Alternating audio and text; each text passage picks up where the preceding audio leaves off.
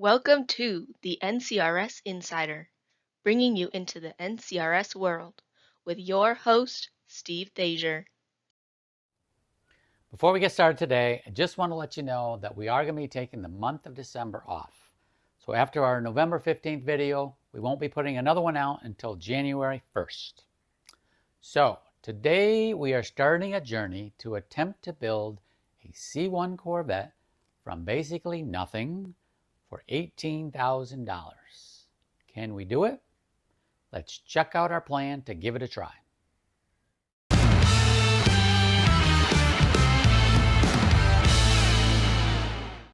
Okay, we currently have in the Corvette 10 collection a 1990, a 1980, and a 1970.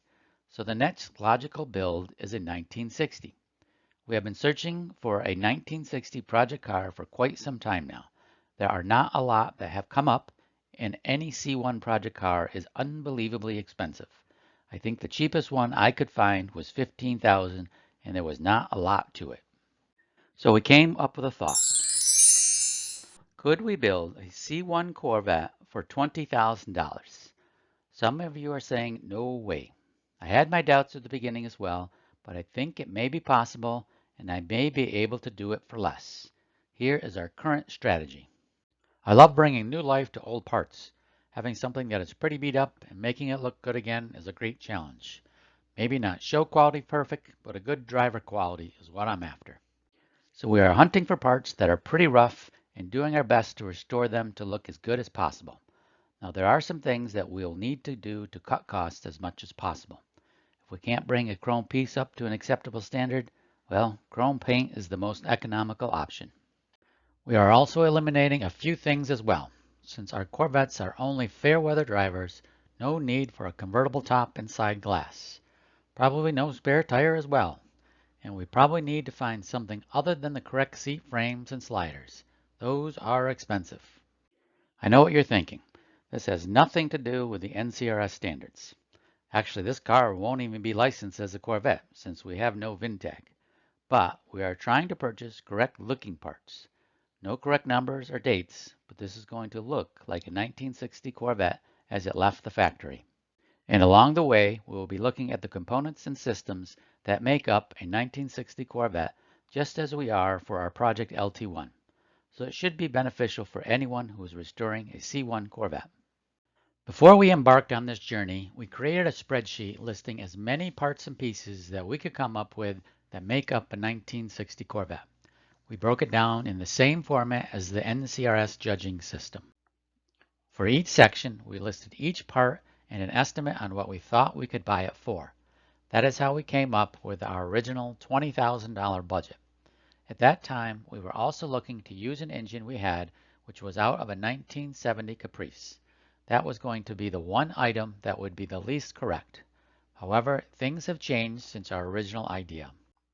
We started our search in the spring of 2024, looking for the cheapest stuff we could find.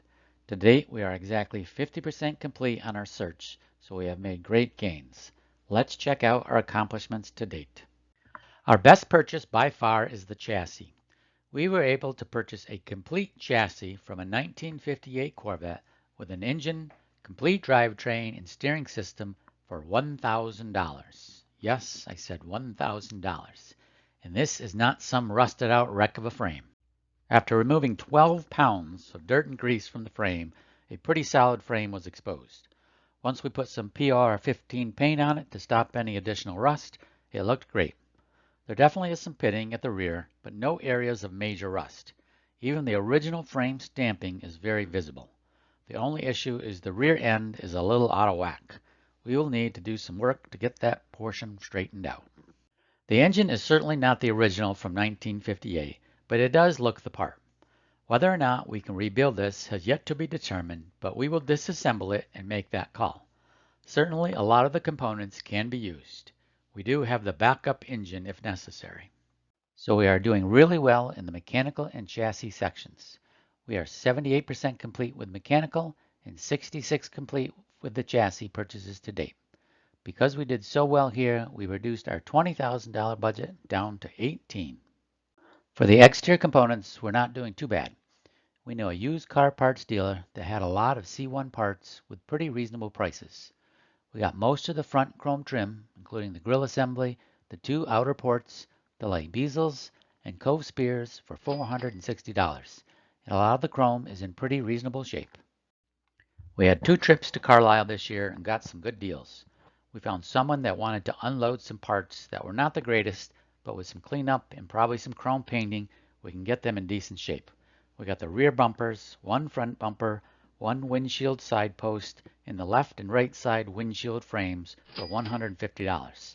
We also got the entire front bumper guards, license plate holder, and all the brackets for $100. So to date on the exterior, we are 36% complete on purchases. The biggest thing we have to get is a complete body. Our plan is to purchase individual pieces and fiberglass them together and maybe even fabricate some pieces ourselves. If anyone out there has some pieces to sell at a reasonable price, get in touch with me. The interior is not quite as far along. We are 23% complete. We have scored some good deals on a brand new carpet set, a dash pad, and a number of trim pieces. I had some bigger dollars built in for the instrument gauge cluster, and we were able to get a complete unit for $700 at Carlisle. Let's hope everything works. So we are off to a great start. We will continue our parts quest throughout 2025, and hopefully by year end we'll be close to getting everything that we need. We have begun the task of part cleanup and refinishing, so in 2025 we will be putting out videos on the correct restoration for our 1960. See you next time.